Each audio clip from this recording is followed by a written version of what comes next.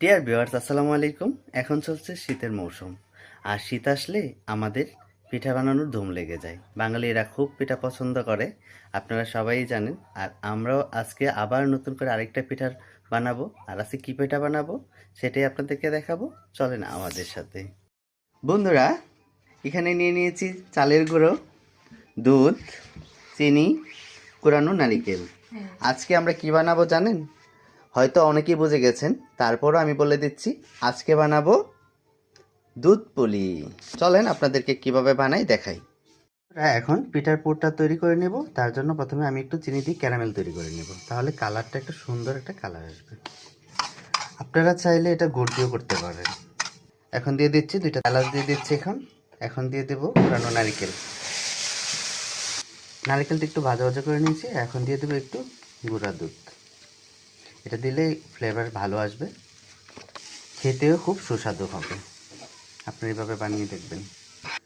দেখুন আমাদের ভিতরের পুরটা তৈরি হয়ে গেছে। এখন আমরা অন্য ধাপে যাব। পিঠার খামিরটা বানাবো। এখানে চুলায় পানি বসিয়ে দিয়েছি, দিচ্ছি একটু লবণ। পানিতে বলক চলে এসেছে, এখন দিয়ে দিচ্ছি চালের গুঁড়ো।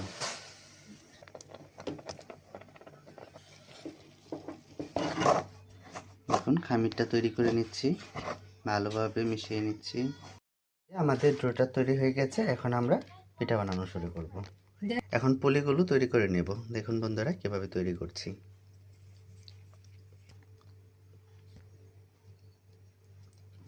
দেখুন বন্ধুরা কিভাবে আমরা বানাচ্ছি। এটার ভিতরে এখন পুরটা দিয়ে দিব। পুরটা দিয়ে তারপর একটা শেপ দেব। কীভাবে শেপটা দিচ্ছি সেটাও দেখাচ্ছি। দেখুন বন্ধুরা,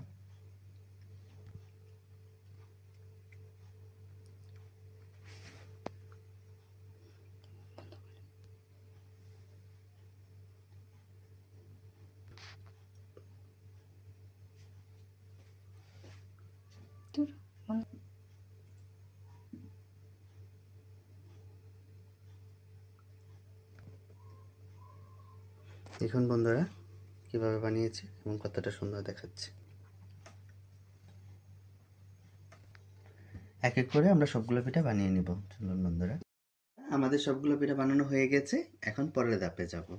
এদিকে সামিও পিঠা বানিয়েছে। দেখুন সামির পিঠাগুলো কত সুন্দর হয়েছে। সামের পিঠাগুলো বেশি সুন্দর হয়েছে। ওকে, হ্যাপি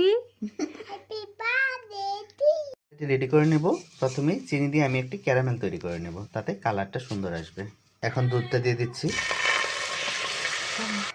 এখন দিয়ে দিচ্ছি 2টা এলাচ, একটা তেজপাতা, একটা দারুচিনি। মিষ্টি ভ্যান্সটা ঠিক করার জন্য দিয়ে দিচ্ছি একটু লবণ। দুধটা বলক এসে গেছে। এখন পিঠাগুলো